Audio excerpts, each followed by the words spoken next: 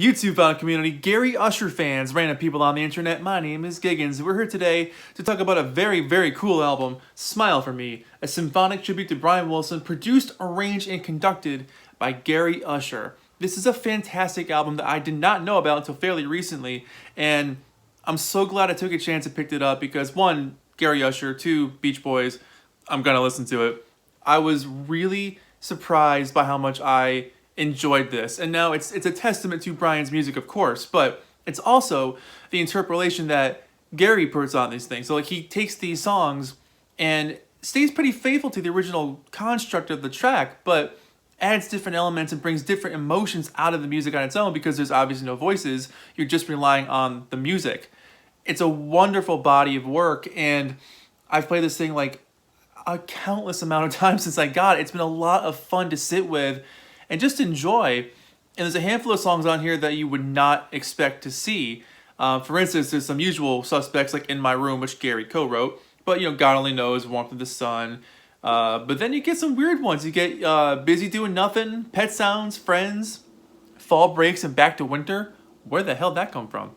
Anyways, this album was recorded at A&M Studios starting around early January of 1970 with Caroline No, You Still Believe in Me, and the medley of Fall Breaks and Back to Winter / Good Vibrations / Heroes and Villains. And they spent a couple of weeks doing that before going off to Capitol to master it. And the people who play on this thing, a lot of the Wrecking Crew, a lot of famous LA people at the time, there's a lot of good talent on this record. I can't find a full list of everybody that was involved, but whenever I do look at the names that do appear on here, it's everybody you know. Really well done music. It was going to be released through a label called Together Records, but I guess the record label folded at the time, and so the record never came out. But in 2004, Gary's son found these master tapes, and they were just in perfect condition, so he decided to do something with them, and we are all the better for it. This record, this CD came out in 2004 as well, so it was a very quick turnaround at that point, if you will. But the back also has a little bit more information for you. Smile For Me is a poignant tribute by longtime Brian Wilson friend and collaborator Gary Usher to one of the greatest songwriters of the 20th century. Unreleased at the time, the album was long thought to be lost until Gary's son found the tapes, etc., etc. Man, it's a fun album. It opens with Caroline No, and it's sweet, it's poetic, it's a very comforting rendition. It's a very comfy song anyway, but hearing the mood and the change that they take with this thing, really letting the music, because the music's taking over the course of where a vocal would be, you get that melody line, but because it's done with an instrument, it's somehow even more sweeter and poignant than having someone sing, than having Brian sing it. It's an incredible piece of work, and again, this all comes back to Brian's amazing talent to write these songs, to write this music, but having them interpolated by a friend who cares about the music, I think that gives it more credence, that gives it more gravity. Whenever a collaborator is a fan of someone they're collaborating with and they cover their music, 9 times out of 10 it's going to sound fantastic because they're trying to do the song justice. And that's what they did with this one. You Still Believe in Me, the string section takes the vocal, which sounds really, really cool. The harpsichord adds like a Baroque element, which is really nice. And there's moments where there's a really straightforward rock beat on the hi-hat, and then eventually near the end, more of a drum shuffle comes in. But it gives it more of a light rock kind of feel, which is very fascinating. I miss the horn honkings at the end. There's no honking horns, but beyond that, a really well done version. And then you get Busy Doing Nothing. Where did that come from? I love that there's a Friends track. There's 2 Friends tracks on this album. And unexpected choice for sure, but very playful, very chill. The strings add a bit of romanticism. The acoustic guitar is really nice. It almost sounds like a late 60s Neil Diamond track. That kind of like peppy, happy feel. It's a really well done performance. Then you get Pet Sounds, which is one of the greatest instrumental tracks of all time.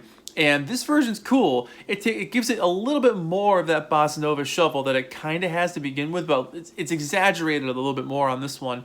The bongos work really well. The beautiful strings kind of play alongside that bass very well. Amazing version of that song. And then you get one of the most unexpected songs ever, Fall Breaks and Back to Winter, which is a medley. You get that track, which blends seamlessly into the, I guess you can call it the choral section of Good Vibrations before going into Heroes and Villains. What an amazing track. So Fall Breaks and Back to Winter is almost like a Danny Elfman track. You can definitely see this being in a movie soundtrack. It sounds like an eerie dream. It sounds like a scary song that has moments of hope.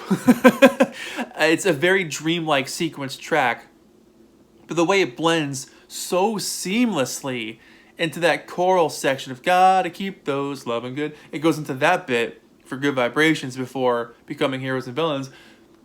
It feels like one thought, one song. Totally an amazing turnaround on that one. Really enjoyed that. Then you get the Warmth of the Sun, chiming in euphoric rendition. The syrupy strings were meant for this track.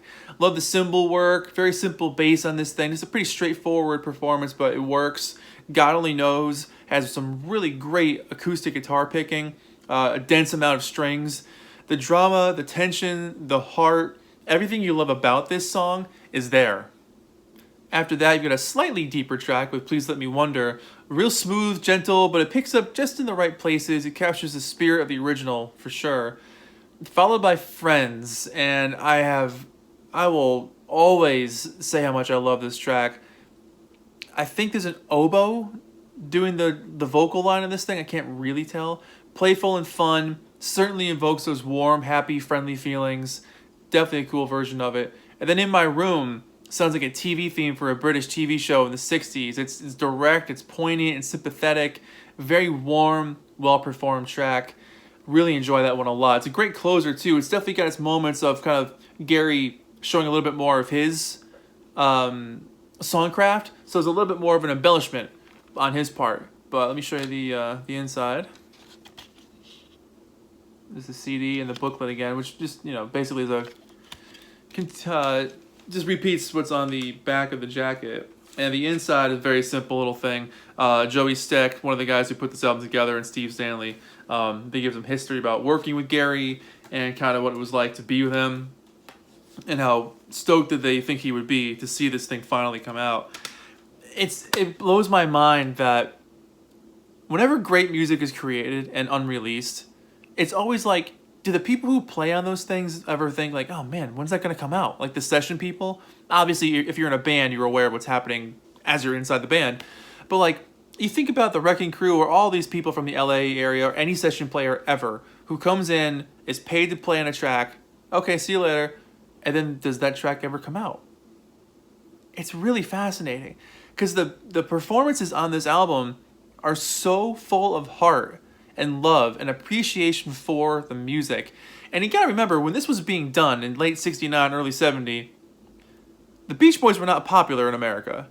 And Gary had definitely moved away from the surf stuff, and obviously there's no surf songs on this thing, but he had done so many things at that point with the Byrds and Sagittarius.